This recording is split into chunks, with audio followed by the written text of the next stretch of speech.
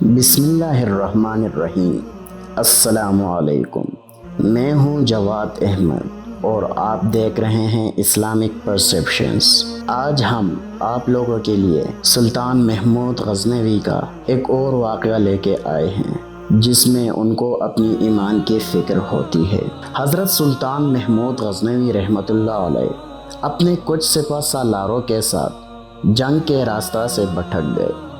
عصر سے وقت تیزی سے سورج ڈھلنے کی طرف گزر رہا تھا۔ سلطان جنگل میں راستہ تلاش کرنے میں سرگرداں تھا کہ ایک ہندو دھرم کی شہزادی پر نگاہ پڑی جو اپنے کنیز کے ساتھ شاید شکار پر نکل آئی تھی۔ اکیلی شہزادی اور اس کی کنیز اس چیز سے بے خبر دریا کے کنارے پاؤں ڈبوئے بیٹھی تھی کہ ان کے پیچھے ایک جنگلی ریچھ ان کے سر پر پہنچ گیا۔ وہ اپنے کھانے کے حلق میں اتارنے ہی والا تھا کہ سلطان نے تیر سے نشانہ بنایا اور تیر اس کے گردن سے پار کر دیا، اور پھر دوسرا وار اپنے نیزے سے کیا اور اسے بھی ریچھ کے حلق میں گھسا دیا۔ وہ ریچھ شہزادی کے کنیز کو ایک ہاتھ کے پنجے سے ضرب دے چکا تھا۔ اس سے پہلے کہ شہزادی اپنا ترکش سنبھالتی اور تیر کمان میں لگاتی شاید بہت دیر ہو جاتی۔ سلطان محمود غزنوی رحمۃ اللہ علیہ نے اس جنگلی درندے کو مارا جس سے وہ ڈھیر ہو گیا۔ شہزادی کو یہ جاننے میں مشکل نہ ہوئی کہ اس مہارت اور بہادری کا مظاہرہ کوئی جنگجو سپہ سالار ہی کر سکتا ہے۔ شہزادی سلطان کی طرف متوجہ ہوئی، اظہار تشکر کے لیے اپنا تعارف کرواتے ہوئے بولی، میرا نام سمرتی ہے، میں جے پور ریاست کے مہاراج کی اکلوتی بیٹی ہوں، میری جان بچانے کا شکریہ۔ میں تمہیں اپنے والد سے کہہ کر فوج میں کوئی اعلیٰ عہدہ دلوا دوں گی۔ ویسے تم ہماری فوج کے سپاہی لگتے نہیں ہو، بتاؤ کہاں سے تعلق ہے تمہارا؟ سمرتی شاید یہ نہیں جانتی تھی کہ اس کے سامنے کوئی معمولی سپاہی نہیں، اس وقت کے سب سے طاقتور اسلامی لشکر کا سربراہ سلطان محمود غزنوی ہے، جس کے نام سے ہی ہندو مہاراجوں کے حلق خشک ہو جاتے ہیں۔ سلطان نے مختصراً اپنی شناخت ظاہر نہ کرتے ہوئے کہا، جی کسی اور فوج کا سپاہی ہوں۔ چلیے محترمہ، میں آپ کو کسی محفوظ مقام پر پہنچا دیتا ہوں، آپ میرے پیچھے چلتی جائے، اندھیرا بڑھتا جا رہا ہے، راستہ نہ ملا تو شاید اسی جنگل میں رات بسر کرنی پڑے گی۔ شہزادی سمرتی جان چکی تھی یہ شخص لالچ اور خوف سے پاک ہے۔ وہ سلطان کی نظروں میں حیات دیکھ کر خود کو محفوظ محسوس کر رہی تھی۔ جنگل کی خاردار جھاڑیوں کی وجہ سے شہزادی کا پیراہن مختلف جگہ سے چھلنی ہو چکا تھا۔ شہزادی تھکاوٹ سے چور ہو چکی تھی۔ سلطان نے شہزادی کو ایک سخت پتھروں اور درختوں کی اوٹ کی طرف اشارہ کرتے ہوئے کہا، شہزادی صاحبہ، آپ ادھر آرام کر لے، رات کی تاریکی بڑھ رہی ہے اور موسم بھی تغیر کے آثار ہے، اندھیرے میں مزید سفر گھنے جنگل میں کرنا دشوار ہے، ہم صبح کو نکلیں گے تو شاید میں آپ کو کسی محفوظ مقام پر پہنچا سکوں۔ سمرتی کے پاس سلطان پر اعتماد کرنے کے علاوہ کوئی دوسرا راستہ نہ تھا۔ سلطان نے محسوس کیا شہزادی اپنے بیش قیمت مگر قدر باریک لباس میں جنگل کی ٹھنڈی رات شاید نہ گزار سکی۔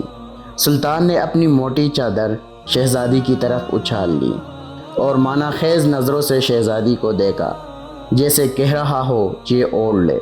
شہزادی نے بلا جھجک چادر اوڑھی اور ٹیک لگا کر درختوں کی اوٹ میں پاؤں پسار لیے۔ اس کی نظریں سلطان کے چہرے کی طرف جمی ہوئی تھی، جو نظریں جھکائے ایک قریب پڑے بڑے پتھر پر بیٹھ کر آگ جلانے کی کوشش کر رہا تھا۔ بلا آخر آگ جل گئی۔ اس کی روشنی میں سلطان کا نورانی اور بھرا ہوا وجاہت والا چہرہ چمک رہا تھا۔ سلطان نے شہزادی سے قطع نظر مٹی سے تیمم کیا اور نماز پڑھنے لگا۔ شہزادی کو جھٹکا لگا، اوہ یہ تو مسلمان لگتا ہے۔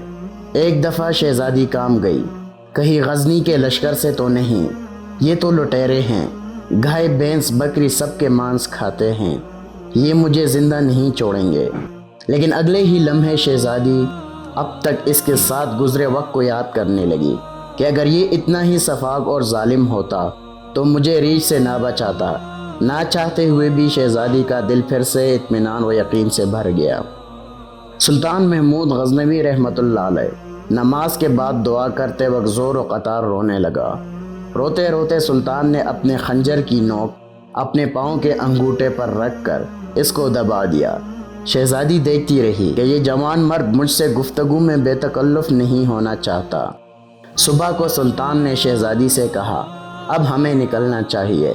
کچھ دور جا کر سلطان کو ایک سفید پتھر پڑا ملا جو سلطان کے سپاہی نشانی چھوڑ گئے تھے تاکہ راستہ کا پتہ چلے۔ یہ اس زمانے کا ایک طریقہ تھا کہ جنگل میں پتھر چھوڑے جاتے تھے تاکہ پیچھے آنے والا راستہ جان سکے کہ گزرنے والا انسان کہاں اور کون سے راستے سے گیا ہے۔ بالآخر شہزادی اور سلطان ایک ہموار راستہ پر آ پہنچے۔ کچھ دور ایک چھوٹے سے گاؤں کے آثار نظر آ رہے تھے۔ سلطان نے کہا، یہ آپ کی ریاست کے حدود کا ہی گاؤں معلوم پڑتا ہے۔ گاؤں پہنچنے پر شہزادی نے گاؤں کے مکھیا کو بلایا۔ مکھیا اپنے کچھ ساتھیوں سمیت حاضر ہوا۔ شہزادی نے کہا، ہمیں 2 برق رفتار گھوڑے دی جائیں اور کچھ خشک اناج اس سپاہی کو دیا جائے۔ شہزادی نے سلطان سے کہا، اجنبی، ہمیں بہت حیرت ہوئی ہے تم پر۔ تم کس مٹی کے بنے ہو؟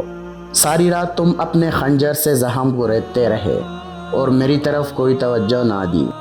تم چاہو تو ہمارے ساتھ محل چلو، ہم تمہیں انعام و اکرام سے بھر دیں گے۔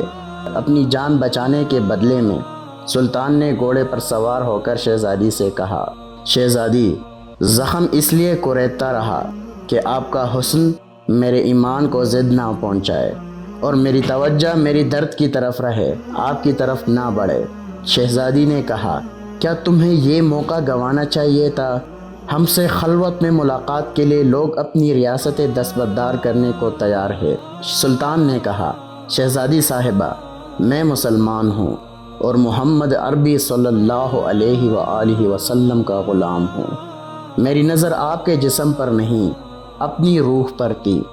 شاید میرے جسم سے گناہ کا داغ دھل جاتا، لیکن میری روح پر اس گناہ کا داغ لے کر میں اپنے نبی کے سامنے کیسے پیش ہوتا؟ مجھے یہ گوارا نہیں تھا۔ سبحان اللہ۔ شہزادی یہ جواب سن کر اس سپاہی کے اپنی مذہب کے ساتھ لگاؤ دیکھ کر اس کے کردار سے متاثر ہوئے بنا نہ رہ سکی، جیسے اس کا دل اس اجنبی کے مذہب اور زندگی میں شامل ہونے کو بے قرار ہو۔ یہ کہہ کر سلطان نے اجازت چاہی۔ شہزادی نے کہا، اپنی فوج کا نام تو بتاتے جاؤ، ہم یاد رکھیں گے۔ سلطان نے چادر سے نقاب اوڑھا، تیر ترکش کندھے پر ڈالے، تلوار اپنے میان میں ڈالی اور گھوڑے کی رکابیں پکڑتے ہوئے بولا، شہزادی، میرا نام ہے سلطان محمود غزنوی اور میں ہی غزنوی کے عظیم شان فوج کا سالار اعظم اور سلطان ہوں۔ یہ کہہ کر سلطان نے گھوڑے کو ایڑ لگا دی اور سر پٹ بھاگتے ہوئے آنکھوں سے اوجھل ہو گیا۔ یہ ہے وہ عالم اسلام کے ہیرو جو اپنے ایمان کے فکر میں رہتے تھے۔ کچھ بھی چلا جائے پر ایمان نہ جائے، کیونکہ یہ ہمارے اللہ اور اس کے رسول کا تحفہ عظیم الشان ہے۔ یہ وہ مسلمان تھے جو ایک سپاہی سے لے کر سلطان تک اللہ اور اس کے رسول کی ناراضگی سے ڈرتے تھے، اور ایک ہم ہیں جو اپنے خواہشوں کے غلام بنے ہوئے ہیں۔ اللہ تعالی ہمارے ایمان کی حفاظت فرمائے اور ہمیں صراط مستقیم پر چلائے، آمین۔ جزاک اللہ۔